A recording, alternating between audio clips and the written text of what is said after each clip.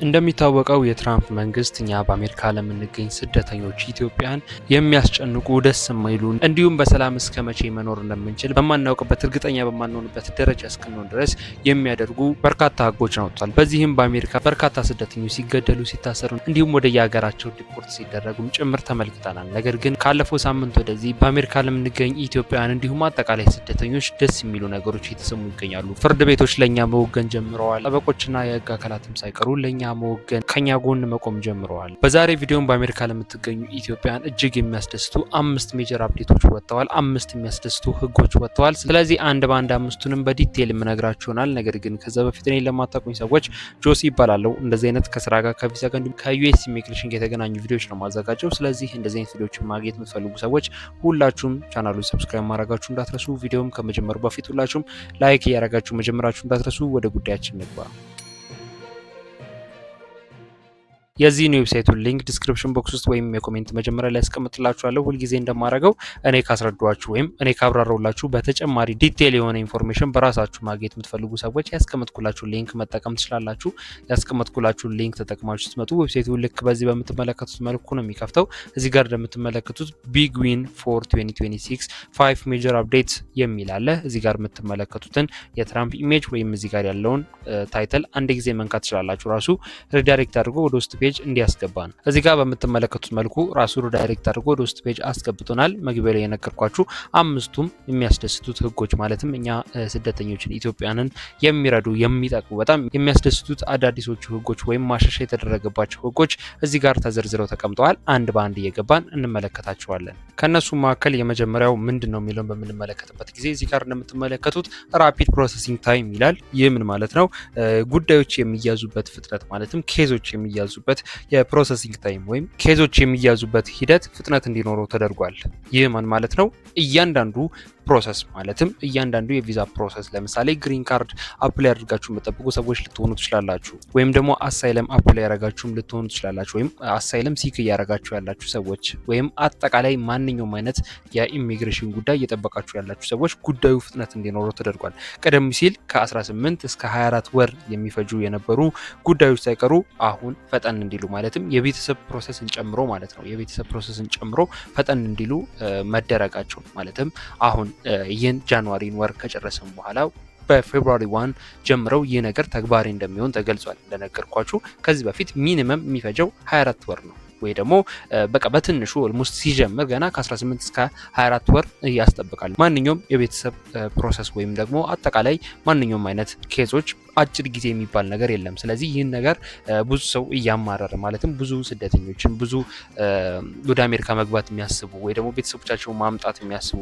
ኢሚግሬሽን ጉዳይ ላይ ያሉ ሰዎችን እያማረረ የሚገኝ ጉዳይ ስለሆነ እንደነገርኳችሁ አሁን በመጪው ፌብሩዋሪ ጀምሮ የሚተገበሩ ይሆናል። ስለዚህ የመጀመሪያው ማሻሻያ የተደረገበትና ይተገበራል ተብሎ የተጠበቀ ያለው ነገር ራፒድ ፕሮሰሲንግ ታይም የሚባለው ወይ ደግሞ ጉዳዮችን ኬዞችን ፕሮሰስ የሚደረግባቸው ጊዜያቶች አጠር እንዲሉ እንዲሁም ፕሮሰሱ ፈጠን እንዲል እንደሚያደርጉ ገልጸዋል። በሁለተኛ ደረጃ ማሻሻያ የተደረገበት ነገር የቪዛ ቢልቲን ማሻሻያዎች ናቸው። ይህ ምን ማለት ነው የሚለውን በምንመለከትበት ጊዜ እዚህ ጋር እንደምትመለከቱት በቪዛ ቢልቲን ላይ ከፍተኛ ማሻሻያ ተደርጓል። ይህም በተለይ በከፍተኛ ትምህርት ማለትም አድቫንስድ ዲግሪ ሊሆን ይችላል። እንዲሁም ደግሞ በቤተሰብ ጥበቃ ማለትም እዚህ ጋር እንደምትመለከቱት F2A እና F2B በሚባሉት ማለት ነው ከፍተኛ የሆነ የጥበቃ ጊዜ ወይም ወራት ነበሩ። ማለትም ለረጅም ጊዜ እንዲጠበቅ ሳይወጣ ማለት ነው ይጠበቅ ነበረ። ስለዚህ በእነዚህ ላይ ማሻሻያ እንደተደረገ በአድቫንስድ ዲግሪ ሆልደሮች ላይ እንዲሁም ደግሞ በፋሚሊ ካታጎሪ በመንሎስ ደግሞ በኤፍ2ኤ እና በኤፍ2ቢ ላይ ከፍተኛ የሆነ ቪዛ ቢልቲን ማሻሻያ እንደተደረገ እንዲሁም ይህ አሰራር ማለትም አጠቃላይ ያለው የቪዛ ቢልቲን ጉዳይ በዚሁ ፍጥነት ልክ እና በዚሁ ባለው ካፓሲቲ ልክ እንደሚቀጥል ተገልጿል። ስለዚህ በሁለተኛ ደረጃ ማሻሻያ የተደረገበት ነገር ይህን ይመስላል። በሶስተኛ ደረጃ የምትመለከቱት ለስቱደንቶች ነው ወይም ለዓለም አቀፍ ተማሪዎች የተሰጡ እድሎች አሉ ወይም አዳዲስ የተጨመሩ ነገሮች አሉ ለስቱደንቶች ማለት ነው።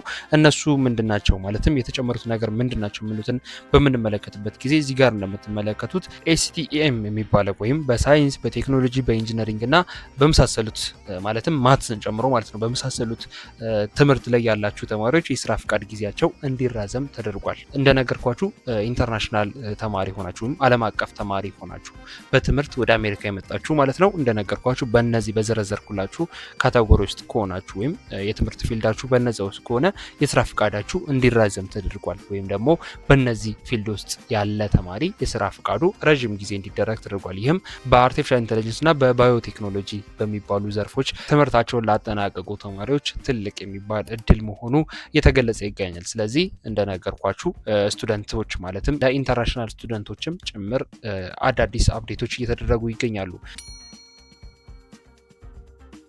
አራተኛ ማሻሻያ የተደረገበት እዚህ ጋር እንደምትመለከቱት ኪፒንግ ፋሚሊ ቱጌዘር ዱሪንግ ዘ ዌት የሚባለው ነው። ይህ ምን ማለት ነው? ቤተሰብን መልሶ ማገናኘት ወይም ፋሚሊ ሪዩኒፊኬሽን የሚባለው ጉዳይ ነው። ይህም የቤተሰብ አባላት የጥበቃ ጊዜያቸውን ወይም ደግሞ ይሄ ቪዛ አፕላይ አድርገው ወይ ደግሞ የሆነ ግሪን ካርድም ሊሆን ይችላል የሆነ ነገር አፕላይ አድርገው እየጠበቁ ያሉ ያ ዌቲንግ ታይም ማለት ነው በአሜሪካ ውስጥ ሆነው እንዲጠብቁ የሚያደርግ አዲስ ሕግ መውጣቱ ተገልጿል። ይህ ምን ማለት ነው? የሆነ የቤተሰብ አባላችሁ አፕላይ አድርጎ ለምሳሌ ለሆነ ቪዛ አማራጭ ሊሆን ይችላል አፕላይ አድርጎ ነገር ግን ወይ ወደ ሆነ ቦታ ሄዶ መቀመጥ አለበት ወይ የሚባሉ ነገሮች እንዲቀሩ ይደረግና አሜሪካ ውስጥ ሆኖ ያ ፕሮሰስ እንዲካሄድለት ወይም ያ የፕሮሰሲንግ ታይም ላይ በአሜሪካ ውስጥ ሆኖ ፕሮሰስ እንዲደረግለት የሚያደርጉ ማሻሻያዎች መደረጋቸው የተገለጸ ይገኛል። ይህም ፕሮፌሽናል ዌቨርስ በሚባለው እዚህ ጋር እንደምትመለከቱት በዚህ ካቴጎሪ ውስጥ እንደሚካተት ተገልጿል። ስለዚህ በአራተኛ ደረጃ የፋሚሊ ጉዳይም ማሻሻያ ተደርጎበታል ማለት ነው። አምስተኛና የመጨረሻ ማሻሻያ የተደረገበት እዚህ ጋር እንደምትመለከቱት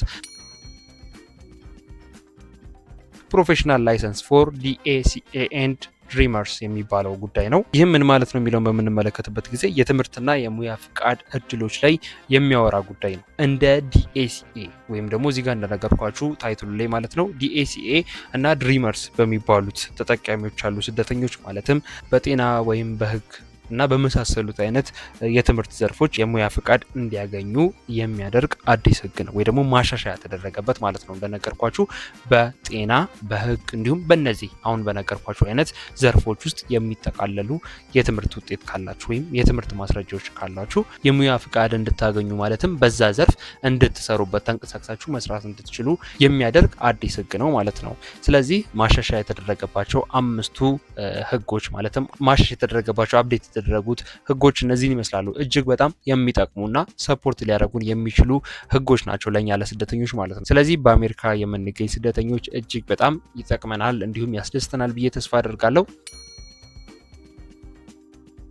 ሌሎች የሚወጡ አፕዴቶችም ይኖራሉ ተብሎ እየተጠበቀ ይገኛል። የሚወጡ ካሉ ቶሎ ተከታትዬ ማድረሳችሁ ይሆናል። እንዲሁም ሀሳብ አስተያየት እንዲሁም ጥያቄ ካላችሁ እንዲሁም በቀጣይ እንድሰራው የምትፈልጉት ቪዲዮም ካለ ኮሜንት ላይ መጻፋችሁን እንዳትረሱ። ለዚህ ቻናል አዲስ የሆናችሁም ሰዎች ሁላችሁም ሰብስክራይብ አድርጋችሁ መግቢያ ላይ እንደነገርኳችሁ እንደዚህ አይነት ከዩኤስ ኢሚግሬሽን ጉዳይ የሚገናኙ ቪዲዮዎች ስለሆነ ማዘጋጀው ሁላችሁም ሰብስክራይብ አድርጋችሁ አዳዲስ አፕዴቶች አዳዲስ ህጎች በሚወጡበት ጊዜ ቶሎ እንዲደርሳችሁ ማድረግ ትችላላችሁ። እንዲሁም ይህ ቪዲዮ ከወደዳችሁት ላይክ ያደረጋችሁ አሳውቁኝ። ላይክ ባረጋችሁት ምን ያህል ቪዲዮ እየወደዳችሁት የተመቻችሁ እንደሆነ ስለመረዳ በርካታ ቪዲዮዎች እንዳዘጋጅላችሁ ይረዳኛል። ስለዚህ ሁላችሁም ላይክ እያደረጋችሁ እንደወደዳችሁት እንደተመቻችሁ አሳውቁኝ።